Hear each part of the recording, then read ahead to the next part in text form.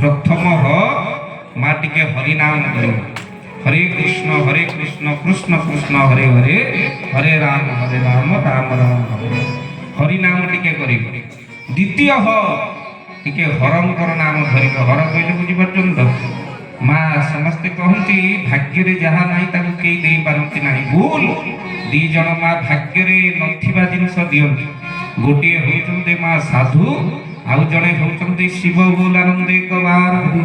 ମା ହର କହିଲେ ଆପଣ ଦିଥର ହର ହର ମହାଦେବ କହୁଛନ୍ତି, କାହିଁକି କହୁଛନ୍ତି? ହରି କହିଲେ ଥରେ, ହର କହିଲେ ଦିଥର। ହର କହିଲେ ମା ଶିବ, ପୁଣି ହର କହିଲେ ମା କଣ ନା ଯୋଉ ହର ମା ମୋ ଦୁଃଖକୁ ହରଣ କର ବୋଲାନନ୍ଦେ କବାର।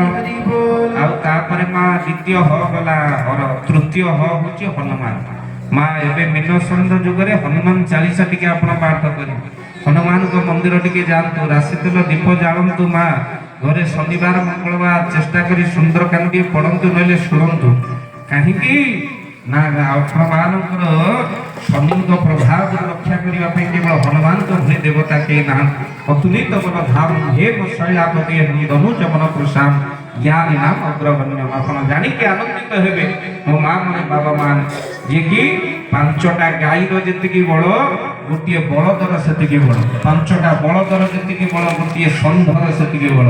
ମା ପାଞ୍ଚଟା ଷଣ୍ଢର ଯେତିକି ବଳ ଗୋଟିଏ ଘୋଡାର ସେତିକି ବଳ, 10ଟା ଘୋଡାର ଯେତିକି ବଳ ଗୋଟିଏ ହାତୀର ସେତିକି ବଳ। ମା 1000 ହାତୀର ଯେତିକି ବଳ ଇନ୍ଦ୍ରଙ୍କ ଐରାବତ ହସ୍ତିରେ ସେତିକି ବଳ। 1 ଲକ୍ଷ ଇନ୍ଦ୍ରଙ୍କର ଐରାବତ ହସ୍ତିରେ ଯେତିକି ବଳ ଇନ୍ଦ୍ରଙ୍କ ବଜ୍ରରେ ସେତିକି ବଳ। 1 ଲକ୍ଷ ଇନ୍ଦ୍ରଙ୍କ ବଜ୍ରରେ ଯେତିକି ବଳ ମା ହନୁମାନଙ୍କର ବାମ ହାତ କାଣି ଆଙ୍ଗୁଠିରେ ସେତିକି ବଳ। ସେଥିପାଇଁ ମା ହନୁମାନଜୀଙ୍କର ଚାଳିଶା ପାଠ କରିବେ। ମା ଗୋଟିଏ ଚଉପାଇ ଘର ଆଗରେ ଯଦି ଲେଖି ଦିଅନ୍ତି, ଘର ଭିତରେ ଲେଖି ଦିଅନ୍ତି, ଯାହା ଘରେ ଅଶାନ୍ତି ଚାଲୁଥିବ, ମା ସବୁବେଳେ ବାହାରେ ରହିଲେ ଘର ଆନନ୍ଦ ଲାଗୁଛି, ଘରେ ପଶିଲେ ଝଗଡା ହେଉଛି। ମା ମନେ ରଖିଥାନ୍ତୁ, ଗୋଟିଏ ଚଉପାଇ ଆପଣ ଘରେ ଲେଖିଦେବେ ହନୁମାନ ଚାଳିଶା।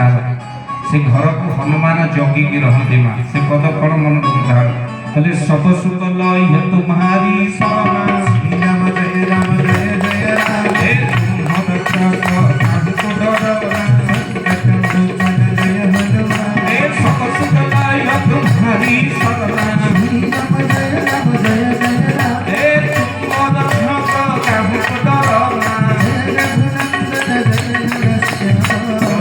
ସଚିଦାନନ୍ଦ ଭଗବାନ କି କହିଲେ ସବ ସୁଖ ଲୟ ତୁମ୍ହାରି ଶରଣ, ତୁମ ରକ୍ଷକ କାହାକୁ ଡର ନାହିଁ, ତୁମେ ହଉଛ ରକ୍ଷକ। ଏଇ ପଦକୁ ଲେଖିଦେବେ ମା ଘରେ, ବୋଲ ଆନନ୍ଦେ ଘରେ ଅଶାନ୍ତି ଦୂର ହେଇଯିବ। ମା ଭଗବାନ ହନୁମାନ ଚାଳିଶା ପାଠ କରନ୍ତୁ।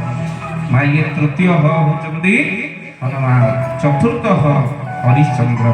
ହରିଶ୍ଚନ୍ଦ୍ରଙ୍କର ନାମ ଟିକେ ମା ଧରିବେ। ଦାନଇ ଭିତରେ ଯିଏ ଶ୍ରେଷ୍ଠ, ଆଉ ସବୁବେଳେ ମା ସତ୍ୟ କହନ୍ତି ଯେ, ତେଣୁ ସତ୍ୟ କହିବ ନିତ୍ୟ ତୁଣ୍ଡେ ଭାଗବତ କହିଲେ କେବେ ନଥିବ ପାଷାଣୀ। ପୁଣି ମଧ୍ୟ ମା ସଂସାର ଭିତରେ ଭଗବାନଙ୍କୁ କିଏ ପାଇବ, ଓଡ଼ିଆ ଭାଗବତରେ ସ୍ପଷ୍ଟ ଭାବରେ ଲେଖା ହେଇଛି। ଭାଗବତ ସବୁ ସାରି ଦେଇଛନ୍ତି ମା। ଭାଗବତ କଣ କହିଲେ, ଆଜି ମତେ ମାଳିକାରେ ପୁରେଇ ଦେଲେ, ମୁଁ ଆଉ କଣ ଭାଗବତ ଆଡ଼କୁ ଯାଇପାରୁଛି? ତେଣୁ ମାଳିକାର ସେଇଭଳି ଜିନିଷ ଆଉ ଫେରି ହେବା କଷ୍ଟକର। ତେଣୁ ତଥାପି ଆପଣ ବାହାରନ୍ତି 15 ମିନିଟ୍ କେବଳ ପ୍ରସଙ୍ଗ ଶୁଣେଇ ଦେଇ ଆମେ ବାଣୀକୁ ବିରାମ ଦେବୁ। ପ୍ରଭୁଙ୍କ ଦରବାର ଭିତରେ ନା ଏଇଠି ବିଶ୍ରାମ ଦେବା, ଚାଲିବ ତ ଆଜି? ଆଜି କୋଉମାନେ ସକାଳ ପର୍ଯ୍ୟନ୍ତ ବସିବେ ଟିକେ ହାତ ଟେକିବେ ଦେଖିବେ। ଇରେ ବାବା ଆଜି ସବୁ ଦେଖୁଛନ୍ତି। ଆଚ୍ଛା ଡାଲମା ସାଡେ ଥଣ୍ଡା ହେଇଯିବ, ଚଳିବ ତ? ହଉ ହଉ।